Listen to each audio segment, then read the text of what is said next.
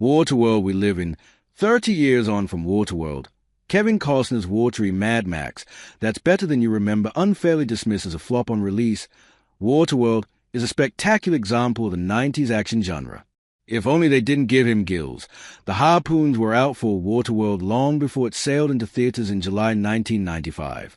Despite being headlined by Kevin Costner, still hot property off the back of Robin Hood, Prince of Thieves, The Bodyguard, and Field of Dreams, the dystopian sci-fi movie's rapidly bloating budget had a bloodthirsty movie press circling like hungry sharks. The production had also experienced the sort of shooting challenges that only happen at sea, while that age-old problem of creative differences had led to the premature departure of director Kevin Reynolds, who, perhaps ominously, hadn't always seen eye to eye with Costner when they joined forces on Robin Hood. By the time Waterworld made landfall, it had already been dubbed both Fishtar and Kevin's Gate, sly nods to infamous flops Ishtar and Heaven's Gate. Yet the movie turned out to be 20,000 leagues from the disaster Hollywood was braced for. It may have only just scraped into the U.S. box office top 10 for the year, a long way behind chart toppers Batman Forever and Apollo 13, but would probably have been considered a hit had it not cost an unprecedented $175 million to make.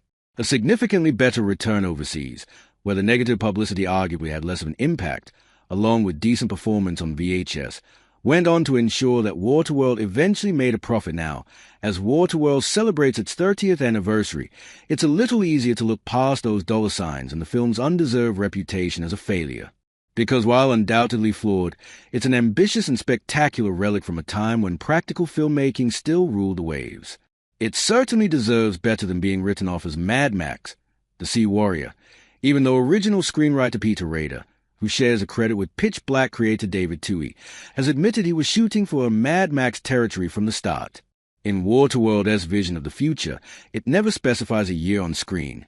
The Earth's polar ice caps have melted, leaving the entire planet submerged as an ocean planet, a premise eloquently illustrated by the flooding of Universal Pictures' familiar globe a dent.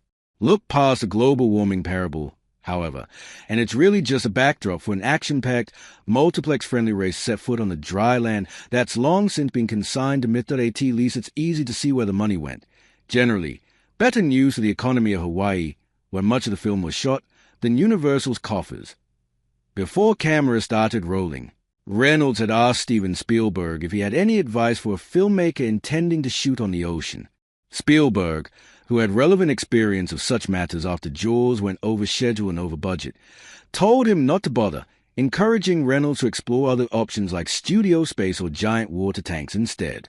Universal CEO Sid Sheinberg, another Jaws survivor, also warned the production team to assume they'd spend at least 25% more than they originally budgeted. This estimate turned out to be rather conservative. Indeed, Reynolds must have wished he'd heeded Spielberg's words when Costner was stuck at the top of a mast during a storm, and one significant set, a slave trader outpost, was decimated by a hurricane. Beyond these acts of God came additional costs such as chartering additional boats to carry support crew, makeup artists, stunt people, etc., to the necessary locations. There were presumably a massive sigh of relief. Then, when it was decided to shoot the final oil tanker set battle on dry land, with green screens and groundbreaking digital effects filling in for actual sea. The underwater sequence where the mariner, Costner, shows Helen, Jean Triplehorn, a submerged city was realized with intricate models, including a sunken recreation of the Orca, Kint's boat in Jaws. Still, Reynolds' commitment to shooting on real-life waves brought spectacular levels of verisimilitude to Waterworld, which remains an absolute triumph of world-building. When we first meet the mariner, he's peeing into a water filtration unit, before taking a swig of what comes out. This is clearly a man totally at ease with his surroundings, yet his tricked-out trimaran is the undoubted star of the movie, a bespoke piece of engineering meticulously rigged for its 1K owner. The mariner is a stark contrast to the smokers, seedy, spam-eating antagonists who operate out of a rusted-up version of the Exxon Valdez tanker that ran aground in Alaska in 1989, led by Dennis Hopper's scenery chewing, or should that be drinking, Deacon. They are the perfect allegory for a society unable to reduce its dependence on fossil fuels.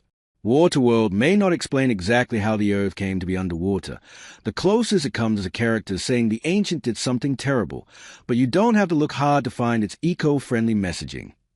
Somewhere in the middle are the residents of the atoll, a floating settlement where the last representatives of humanity have adapted to survive in an environment they are totally unsuited for. Dirt is now a prized currency, while anything that can be recycled, even the deceased, is repurposed in some way. Unfortunately, in the spirit of Mad Max, this is also a truly lawless society, where trusting the wrong person can get you killed. If only the script could live up to the movie's setting. Despite Hopper's gleeful overacting and the last-minute script-doctoring efforts of Joss Whedon, genuine humor is nearly as scarce as date.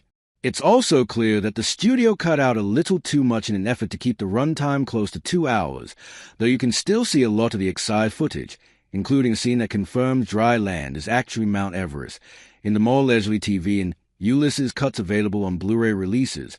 Aside from being upstaged by his boat, the Mariner is a door.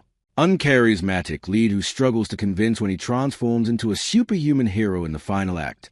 While that particular character arc was par for the course in 90s actioners, the decision to make him an ichthyosaur sapien, with gills and webbed feet, just feels like a magic trick to get a writer out of a bind later on. Positing that the entire planet is underwater is arguably an acceptable use of dramatic license. The U.S. Geological Survey estimates that, if all the glacier and ice caps melted, sea levels would rise by around 70 meters, but tens of millions of years of evolution condensed into a few centuries? Sometimes, even the biggest budget then Hollywood history isn't enough to buy you plausibility. Waterworld is available to rent and buy on Apple TV and Prime Video in the US and UK.